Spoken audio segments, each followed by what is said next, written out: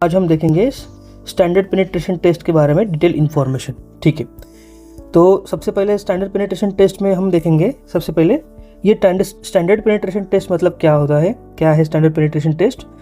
इस standard penetration test का purpose क्या है। ये स्टैंडर्ड पेनिट्रेशन टेस्ट में एक सैम्पलर यूज़ किया जाता है, उसको बोलते हैं स्प्लिट स्पून सैम्पलर। ये स्प्लिट स्पून सैम्पलर क्या है, इसका पर्पस क्या है।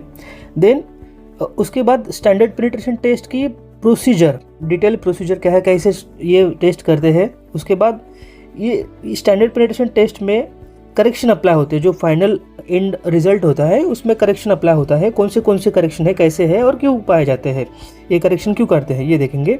उसके बाद ये टेस्ट का रिजल्ट और सॉइल प्रॉपर्टीज़ का क्या कोरिलेशन क्या है। ठीक है, ये कोरिलेशन समझने की कोशिश करेंगे। ठीक है, तो सबसे पहले देखते हैं स्टैंडर्ड पेनिट्रेशन टेस्ट।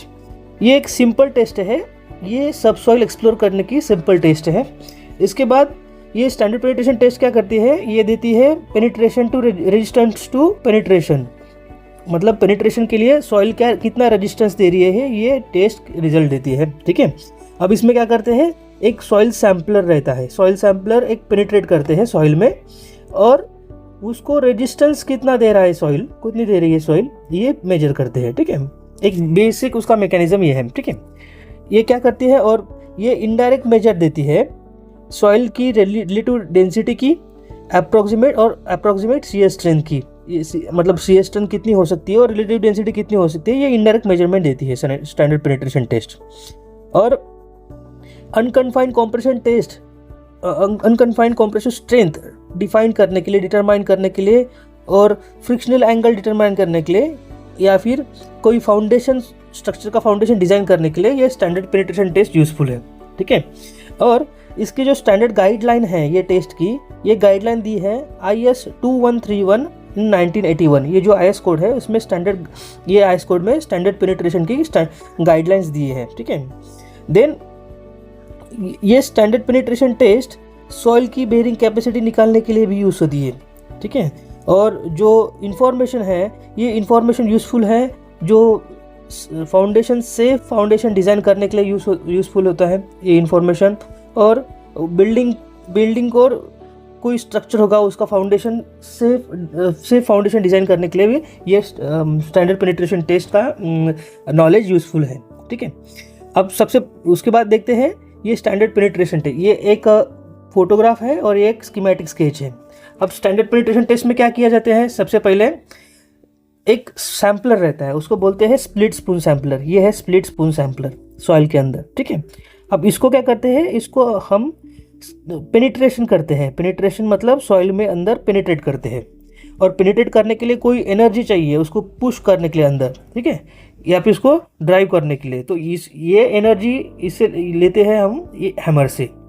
ये है डोनट हैमर, ये डोनट हैमर का वेट है 63.5 kg। ठीक है, और इसका हाइट ऑफ फॉल जो है, ये गलत दिखा है, ये 750 mm उसका हाइट ऑफ फॉल है। ये डोनट हैमर क्या होते हैं, ये पुल करते हैं, ऊपर खींचते हैं 750 mm और उसको रिलीज़ करते हैं डायरेक्टली। ये रिलीज़ होने के बाद ये एनविल है, ये एनविल के ऊपर गिरेगा, मतलब ये जो एनर्जी होगा ये एनर्जी एनविल पे ट्रांसफ़र होगा, और एनविल पे बाद ये एनर्जी जाएगी अपने ड्रिल रॉड पे, और ड्रिल रॉड के बाद जाएगी अपने स्टैंडर्ड पेनिट्रेशन सैम्पलर पे, स्प्लिट स्पून सैम्पलर पे, और ये सॉइल के अंदर पेनिट्रेट होगा। ठीक है, ये बेसिक मैकेनिज्म है, बेसिक फिलोसॉफी है टेस्ट की। ठीक है, अब ये देखिए, ये फोटोग्राफ में ये लोग ट्राइपॉड फिक्स कर रहे हैं स्टैंडर्ड पेनिट्रेशन टेस्ट करने के लिए। ठीक है, ऐसी ये टेस्ट की जाती है। और ये जो डोनट हैमर है, ये रोप के यूज से ये खींची जाती है और रिलीज की जाती है। ठीक है, ठीक है, देन ये आपका स्प्लिट स्पून सैम्पलर है। ठीक है, ये स्प्लिट स्पून सैम्पलर है। ये स्प्लिट स्पून सैम्पलर मेजरली 3 हिस्सों में बांटा गया है। तो फर्स्ट है आपका कपलिंग, सेकेंड है आपका स्प्लिट स्टील ट्यूब,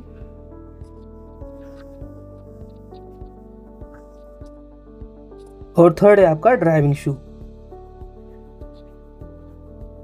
ठीक है, तो ये जो है ये यहाँ से पेनिट्रेट होता है, ड्राइव करते हैं अपन, ये इसके बाद ये स्प्लिट स्टील ट्यूब है, इसको ये 2 हिस्सों में स्प्लिट होता है क्योंकि इसके अंदर से सॉइल निकालना होता है, सॉइल सैंपल निकालना होता है, और ये कपलिंग है, ठीक है।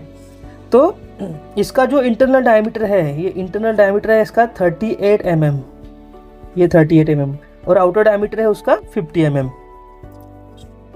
ठीक है। ये है split spoon sampler, split spoon sampler, ठीक है। ये गाइडलाइन है एज पर IS कोड। अब as per guideline standard penetration test कहाँ करते हैं हम, जहाँ पे सॉइल का चेंज ऑफ स्ट्राटा आ रहा है। ये GL है आपका, ये अगर सैंडी सॉइल है, ये है सैंडी क्ले, तो ये जो चेंज ऑफ स्ट्राटा है, ये इंटरफेस है, हर चेंज ऑफ स्ट्राटा के इंटरफेस पे स्टैंडर्ड पेनिट्रेशन टेस्ट करना चाहिए। ओके। सेकंड, अगर आपका स्ट्राटा सिमिलर है, यूनिफॉर्म है, तो हर 1.5 मीटर के इंटरवल में, मतलब उसका इंटरवल 1.5 मीटर से ज़्यादा नहीं होना चाहिए, तो ये इंटरवल में स्टैंडर्ड पेनिट्रेशन टेस्ट करना चाहिए। किसमें, अगर आपका स्ट्राटा सिमिलर है, यूनिफॉर्म है तो, ठीक है। ये है आपका गाइडलाइन स्टैंडर्ड पेनिट्रेशन टेस्ट का। देन अब स्टैंडर्ड पेनिट्रेशन टेस्ट कैसे करते देखते हैं। सबसे पहले क्या करते हैं, सेटअप तैयार करते हैं, मतलब ये ट्राइपॉड फिक्स करते हैं। ट्राइपॉड के बाद आपका बोर होल का लोकेशन फिक्स करते हैं, कहाँ पे करना है, ठीक है। उसके बाद एक होल ड्रिल करते हैं, ठीक है। ड्रिलिंग टूल के यूज़ करके होल ड्रिल करते हैं। उसके बाद वो ड्रिलिंग टूल विड्रॉ करते हैं, निकालते हैं बाहर, और वो ड्रिल किया हुआ जो होल है वो क्लीन करते हैं, ठीक है। उसके बाद ड्रिलिंग रॉड को स्प्लिट स्पून सैंपलर अटैच किया जाता है, और वो बोर होल में अंदर भेज दिया जाता है, ठीक है। लोड करते हैं बोर होल में, ठीक है। उसके बाद वो जैसे ही लोड होता है, जहाँ पे टेस्ट करना है, यहाँ पे आपका स्प्लिट स्पून सैंपलर रिच हो गया, उसके बाद उसको पेनिट्रेट करते हैं ऊपर से ब्लोज देके। ये देखिए यहाँ पे ब्लोज देते हैं, नंबर ऑफ ब्लोज, और वो ब्लोज में हैमर का वेट रहता है 63.5 kg as per IS code, और उसका हाइट ऑफ फॉल रहता है 750 mm, और उसका ब्लोज देने का जो रेट है, ये भी रेट दिया गया है। ये रेट है उसका 30 ब्लोज पर मिनट में, 1 मिनट में 30 ब्लोज आना चाहिए, ऐसा एक इसका रेट है, ठीक है। अब उसके बाद ब्लोज देंगे तो वो पेनिट्रेट होगा।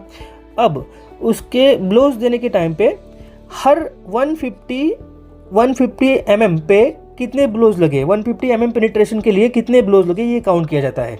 मतलब फर्स्ट, सेकेंड और थर्ड 150 mm पेनिट्रेशन के लिए कितने ब्लोज काउंट दिए गए हैं, ये काउंट किया जाता है, ठीक है। अब उसके बाद जो फर्स्ट 150 पेनिट्रेशन के लिए ब्लोज है वो डिस्कार्ड कर देते हैं, क्योंकि वो सिटिंग ड्राइव है, मतलब वो जो सरफेस का सॉइल है वो यूनिफॉर्म नहीं रहता है, तो उसको ये सिटिंग ड्राइव कंसिडर करके उसको निगलेक्ट कर देते हैं। और सेकेंड और थर्ड 150 mm पेनिट्रेशन, मतलब 300 mm पेनिट्रेशन के लिए कितने ब्लोज लगे हैं, ये काउंट करते हैं, और वो कंसिडर करते हैं स्टैंडर्ड पेनिट्रेशन टेस्ट नंबर, ठीक है। अब ये स्टैंडर्ड पेनिट्रेशन टेस्ट नंबर निकल गया 300 mm पेनिट्रेशन के लिए। उसके बाद अब एक गाइडलाइन है, एक नोट है, अगर आपका स्टैंडर्ड पेनिट्रेशन नंबर 150 mm के लिए अगर 50 ब्लोज से ज़्यादा एक्सीड हो रहा है, 50 ब्लोज से ज़्यादा लग रहा है, तो वो टेस्ट डिस्कार्ड कर देते हैं। क्यों करते हैं, 2 रीज़न है। सबसे पहले मतलब 50 से ज़्यादा ब्लोज लग रहे हैं, मतलब स्ट्राटा बहुत हार्ड है, ठीक है। और सेकंड है, उस चीज़ में आपका इक्विपमेंट ख़राब होने की या फिर डैमेज होने के चांसेस बहुत ज़्यादा है, उसके वजह से टेस्ट को डिस्कार्ड कर देते हैं, ठीक है। तो ये हो गया स्टैंडर्ड पेनिट्रेशन टेस्ट का प्रोसीजर। अब देखते हैं स्टैंडर्ड पेनिट्रेशन टेस्ट निकालने के बाद उसको करेक्शन का अप्लाई करते हैं। क्यों करते हैं अप्लाई करेक्शन, वो देखते हैं। अब देखिए, अब ये टेस्ट जो है जनरली ग्रैनुलर सॉइल पे करते हैं, कोहेजनलेस सॉइल पे करते हैं। अब कोहेजनलेस सॉइल में क्या होता है, जनरली शैलो डेप्थ पे, मतलब कम डेप्थ हो गई, कम डेप्थ पे ये जो स्टैंडर्ड पेनिट्रेशन नंबर है, पेनिट्रेशन टेस्ट नंबर है, ये अंडर एस्टिमेट करते हैं, मतलब कम समझते हैं, ठीक है, कम समझते हैं। जबकि वो जब रेजिस्टेंस ज़्यादा हो सॉइल पे लेकिन कम आता है, तो उस ये होता है। और दूसरी चीज़, जब डेप्थ ज़्यादा होती है तो स्टैंडर्ड पेनिट्रेशन नंबर बहुत ज़्यादा आता है, ठीक है, क्योंकि वो डेंसिटी के साथ उसका ओवरबर्डन प्रेशर ज़्यादा आता है। तो इसीलिए हम क्या करते हैं, सबसे पहले ओवरबर्डन प्रेशर करेक्शन अप्लाई कर देते हैं, ठीक है। और ओवरबर्डन प्रेशर करेक्शन अप्लाई करने के लिए गिब्स और होल्ट्स ने 1957 में एक फॉर्मूला दिया है।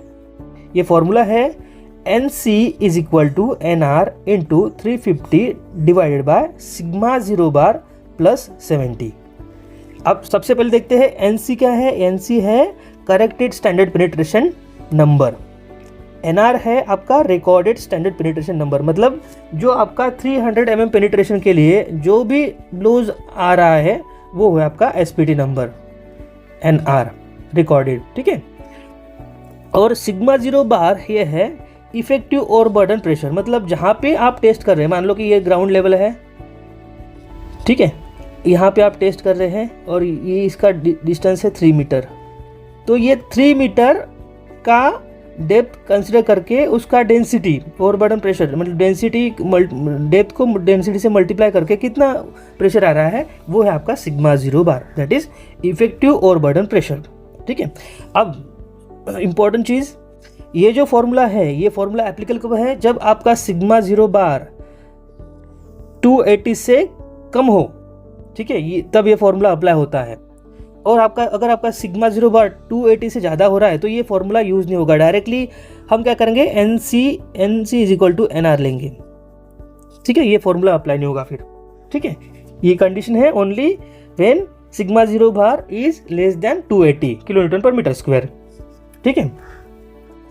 अब सेकेंड नोट है आपका NC बाय NR जो रेशियो है, मतलब corrected standard penetration number two the recorded standard penetration number, ये हमेशा क्या होता है 0.45 to 2 के बीच में आना चाहिए, ठीक है। अगर ये 2 से ज़्यादा होता है तो NC को डिवाइड करते हैं अपन 2 से, ठीक है, जो NC निकला है उसको 2 से डिवाइड करते हैं, ठीक है। अब सेकेंड करेक्शन देखते हैं, डायलेट NC करेक्शन। अब डायलेट NC करेक्शन किस में अप्लाई होता है, जब सिल्टी फाइन सैंड और फाइन सैंड हो सॉइल का मीडियम, तो उसमें डायलेट NC करेक्शन अप्लाई होता है। अभी क्या है करेक्शन, मतलब क्या है, अब क्या होता है सिल्टी फाइन सैंड और सैंड में क्या होता है, अगर वाटर टेबल प्रेजेंट रहा तो अगर उस केस में अगर SPT करना है, स्टैंडर्ड पेनिट्रेशन टेस्ट करना है, तो वाटर टेबल के नीचे क्या होता है पोर वाटर प्रेशर जनरेट होता है, ठीक है। अब ये पोर वाटर प्रेशर जनरेट होने के बाद क्या करता है, ये पेनिट्रेशन को बहुत ज़्यादा रेजिस्टेंस अप्लाई करता है, ठीक है। इसके वजह से पेनिट्रेशन नंबर जो है कभी ज़्यादा आते हैं, तो उसको करेक्ट करने के लिए डायलेट NC करेक्शन दिया गया है, ठीक है।